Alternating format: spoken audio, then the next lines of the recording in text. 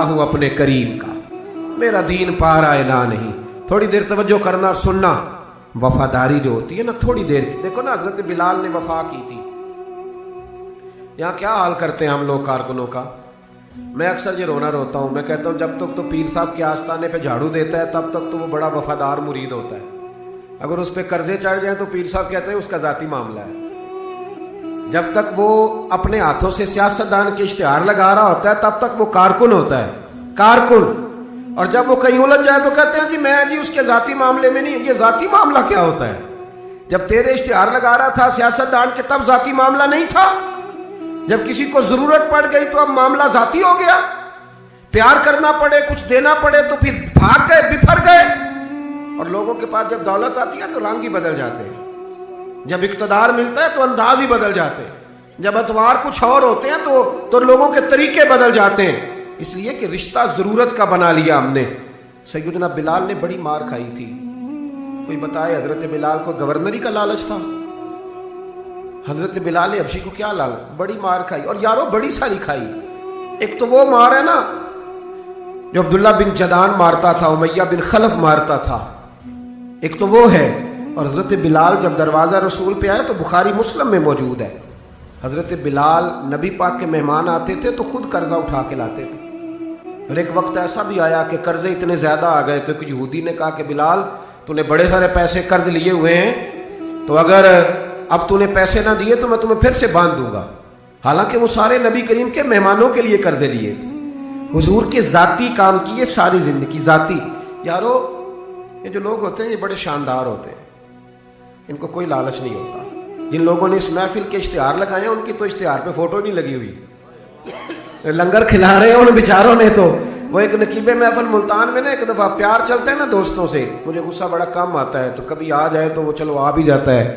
اب یہ بھی مسئلہ ہے. وہ بار بار کہہ رہے تھے لوگوں سے تسی ہاتھ نہیں چک دے، تسی بڑے بے ذوق ہو، تسی میں یاد رہو گے. میں کیا چپ کر جا، تو کوئی نظر نیاز لینی، یہ سارے مفت آئے نہیں، یہ زیادہ قیمتی ہیں، یہ فری آئے ہیں. بڑی مہربانی، اللہ آپ کو جزا. سنیں جی میرے بھائی، یہ دیکھیں نا جن لوگوں نے جو درخواست لے کے گیا تھا تھانے جلسے کی اجازت کی، اس کا تو نام ہی نہیں چھپا.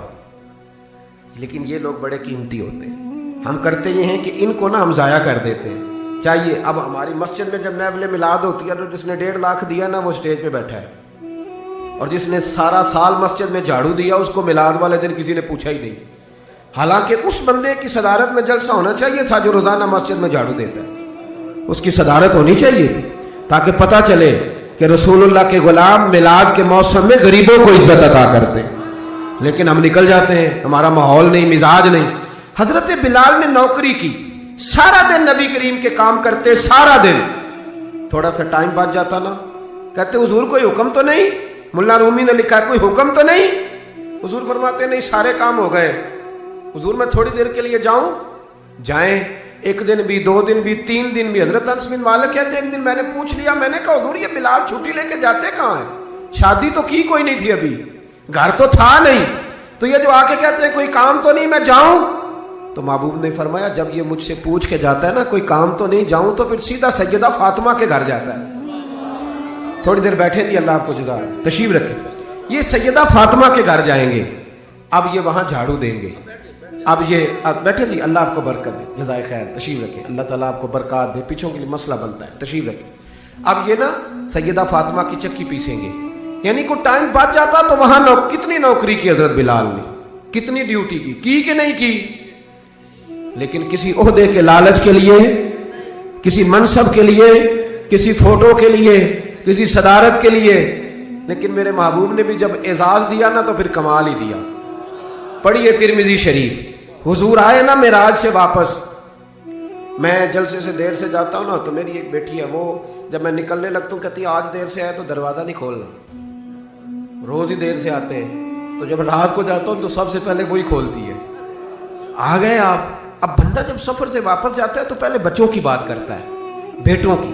محبوب معراج کے سفر سے واپس آئے، لیکن سب سے پہلے جو بات کی وہ حضرت بلال حبشی کی. سب سے پہلی بات سیدنا بلال کی. مجمع میں بٹھا کے، مجمع میں حضرت بلال کو مجمع میں بٹھا کے فرمایا کیا عمل کرتا ہے بھئی تو بلال؟ عرض کی حضور کیا ہوا؟ فرمایا بتا کیا کرتے ہو؟ کون سا عمل ہے جو زیادہ کرتے ہو؟ کہا حضور حکم کریں۔ تو محبوب فرمانے لگے جب میں جنت میں گیا ہوں نا معراج کی رات، تو میں نے وہاں تیرے قدموں کی آواز سنی ہے۔ جنت میں تیری اب کس نے ذروں کو اٹھایا اور صحرا کر دیا، اور کس نے قطروں کو ملایا اور دریا کر دیا، یہ کس کی حکمت نے یتیموں کو کیا در یتیم اور غلاموں کو دنیا بھر کا مولا کر دیا۔ ایک بڑی عجیب بات لکھی ہے ابن اسحاق نے، کہتے ہیں کہ جب فتح مکہ ہوئی نا، ظہر کا ٹائم ہوا، تو نبی کریم علیہ السلام نے فرمایا چلو بھی اذان پڑھو، بلال کو بلاؤ۔ تو جو ہے میری بات پر سنیں اور یاد رکھیں، حضور نے فرمایا بلال کو بلاؤ، اذان پڑھے۔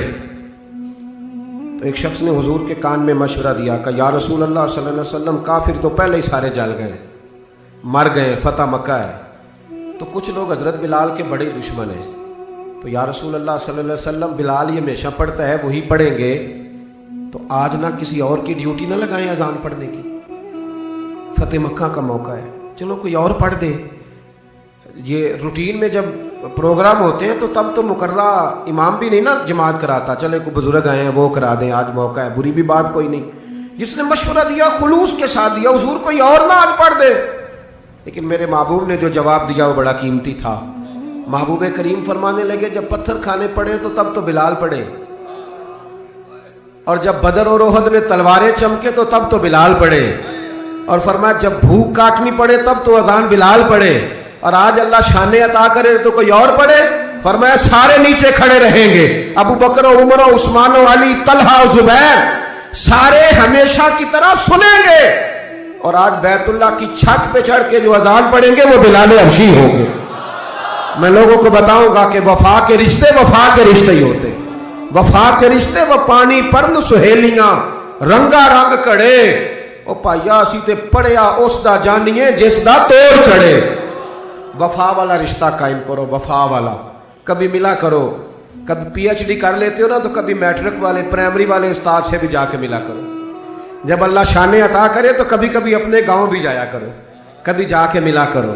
ہاں شہر میں آ کر پڑھنے والے بھول ہی گئے کس کی ماں نے کتنا زیور بیچا تھا۔ اپنے انداز نہ بدلو، اطوار نہ بدلو، اخلاق حسنہ کی دولت پیدا کرو۔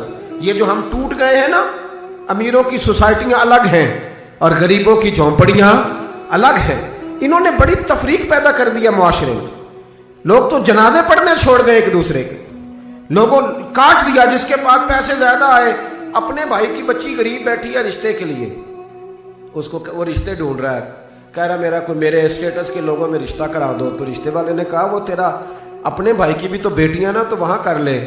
کہتا نہیں وہ جب شادی کرے گا نا تو میں تعاون کروں گا۔ تو تعاون تو بھائی کوئی اور بھی طرز کھا کے کاری دیتا ہے، تو اور بھی کو کر دیتا ہے۔ تو وہ والا رنگ اختیار کر جو اللہ رسول نے تجھے عطا فرمایا ہے۔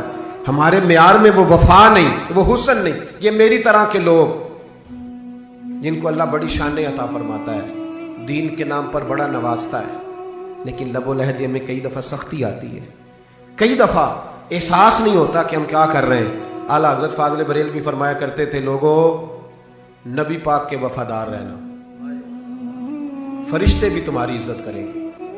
کیا فرمایا؟ کہنے لگے فرشتے بھی کرتے ہیں تعظیم میری، فدا ہو کہ ان پر یہ عزت ملی ہے۔ اکرام کرنا، کبھی بھی اپنے نفس کو نصیحت کرنا، کبھی